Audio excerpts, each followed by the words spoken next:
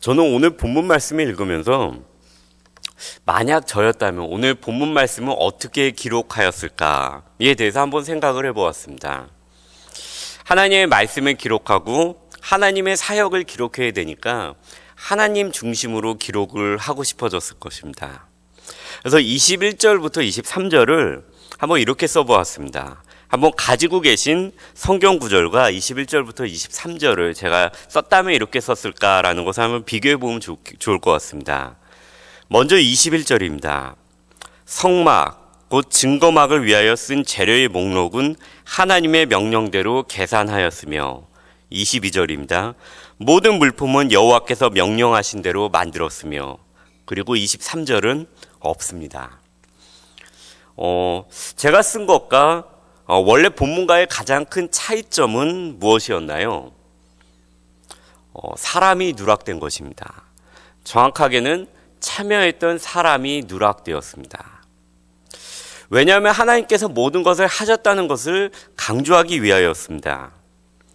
그러나 하나님께서는 하나님의 사람을 통하여 하나님의 영감을 통해서 기록되고 우리에게 주어진 성경은 오늘 본문 가운데서 분명하게 아론의 아들 이다말이 모세의 명령대로 성막 건설에 사용된 재료들을 계산하였으며 모세가 명하였고 부살레가 오홀리압이 함께 만들었다는 것을 분명하게 기록으로 남기고 있습니다.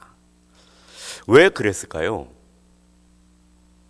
저는 말씀을 묵상하면서 왜일까? 왜 하나님께서 이 이름들을 이곳에 포함시키셨을까에 대해서 묵상하면서 마음속으로 묻고 또 물었습니다.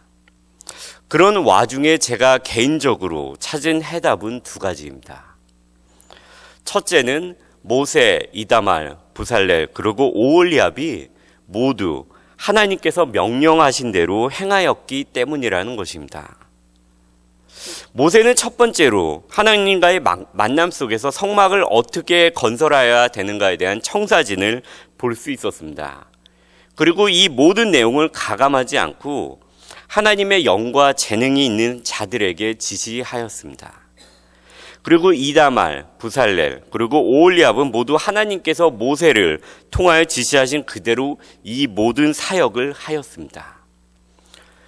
출애굽기 39장 43절, 즉 모든 성막 건설을 마친 후에 내용이 담겨져 있는 이 구절에는 이렇게 나와 있습니다. 모세가 그 마친 모든 것을 본즉 여호와께서 명령하신 대로 되었으므로 어떻게 된 것이죠? 여호와께서 명령하신 대로 되었다는 것입니다. 그리고 이 구절의 마지막은 이렇게 끝납니다. 명령하신 대로 되었으므로 모세가 그들에게 축복하였더라. 성막은 모세 혼자서 짓는 것이 아니었습니다. 혼자서 지을 수도 없었습니다. 그래서 그들은 동역자가 필요했습니다. 재능이 있는 자들이 필요했습니다. 그리고 이 모든 사람들이 함께 모여서 서로의 재능을 가지고 하나님께서 명령하신 대로 그들은 일을 하여야만 했습니다. 자기의 생각대로 자기가 생각하기에 좋은 대로 하는 것이 아니라 하나님께서 명령하신 대로 그들이 충돌 없이 조화롭게 하여야만 했습니다. 그래서 그들이 하나님의 영감으로 기록된 이 성경에 남을 수 있었던 것입니다. 어쩌면 이것이 성막과 같은 몸된 성전을 가지고 살아가는 오늘날의 크리스찬들에게 필요한 행동 지침이라는 생각이 들었습니다. 오늘날의 교회를 세우기 위해 필요한 것은 모든 다양한 지체의 재능과 활동입니다. 그러나 이 모든 지체의 활동에 있어서 가장 중요시 되어야 하는 것은 바로 성경의 공부와 성경의 교육입니다. 그래서 우리는 과연 성경 말씀대로 우리가 재능을 사용하고 있는가? 성경 말씀대로 우리가 성전을 잘 세워나가고 있는가를 이 성경을 통해서 분명히 알 수 있다는 것입니다. 이것은 좁게는 내가 있는 곳에서 나의 몸이 성전으로서 내게 주어진 그곳에서 하나님의 말씀대로 성전을 세워나가는가를 볼 수 있는 그 지침이 될 것이며, 넓게는 우리 교회 공동체 내에서 성전을 우리가 그냥 아름답게 화려하게 짓고만 있는지 아니면은 정말로 하나님께서 말씀하신 그대로 짓고 있는지 알 수 있는 유일한 길이 될 것입니다. 첫 번째가 하나님께서 명령하신 대로 행하였기 때문에 그들의 이름이 성경에 남겨졌다면은, 두 번째로는 역사적인 이유 때문에 그들의 이름이 성경에 남겨졌다는 것입니다. 역사적인 이유, 기록 때문에 남겨졌다는 것은 어떻게 보면 좀 뻔한 이유 같기는 하지만, 그러나 이것은 상당히 중요합니다. 이것은 이 사건이 사실이라는 것을 후대에 강조하며 또한 알려주기 때문입니다. 마태복음에는 예수님의 족보가 나와 있습니다. 누가복음에 있는 족보와는 달리 마태복음에 있는 족보는 이 유대인들이 쓰던 전통적인 방식에 상당히 가깝게 쓰여졌습니다. 그래서 그런데 족보의 처음은 이렇게 시작합니다. 아브라함과 다윗의 자손 예수 그리스도의 계보라.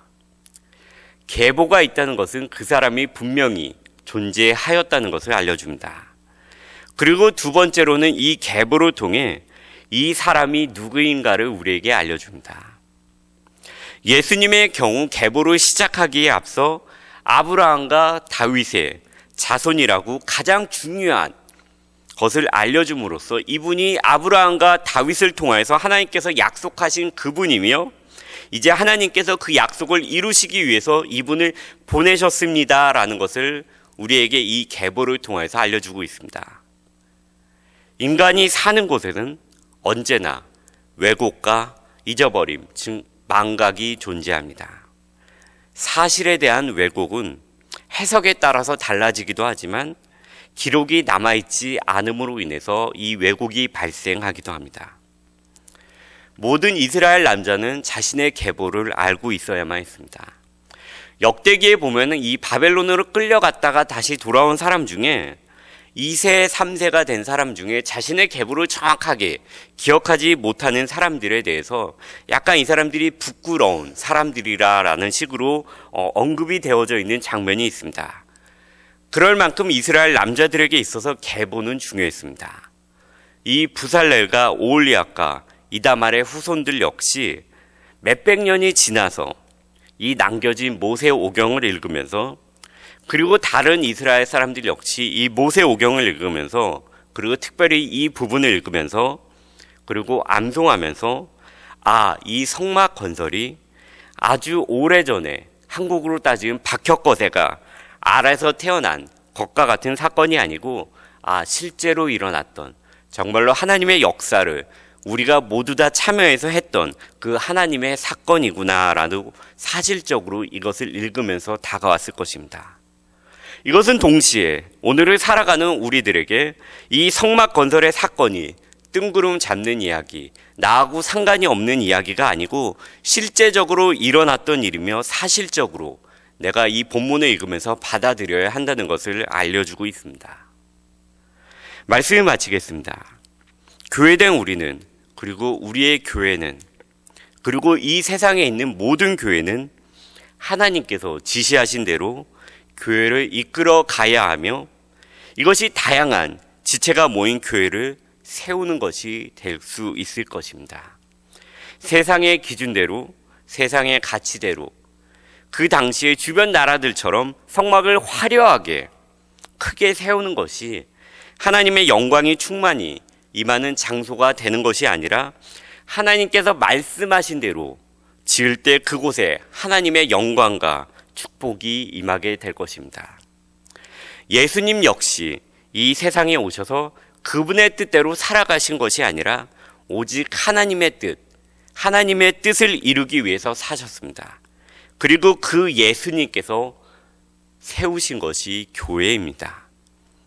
또한 우리가 이제 교회이며 교회를 세우는 지체이며, 우리 역시 우리의 이름이 하나님의 책에 남을 실제적인 삶을 살아가고 있다는 것입니다. 거짓 선지자 발람과 같이, 사울왕과 같이 성경 내에서 우리의 삶이 이렇게 기록될 수도 있지만, 바울과 같이, 베드로와 같이 우리가 오늘 살아가는 실제적인 삶이 이렇게 기록이 될 수도 있습니다.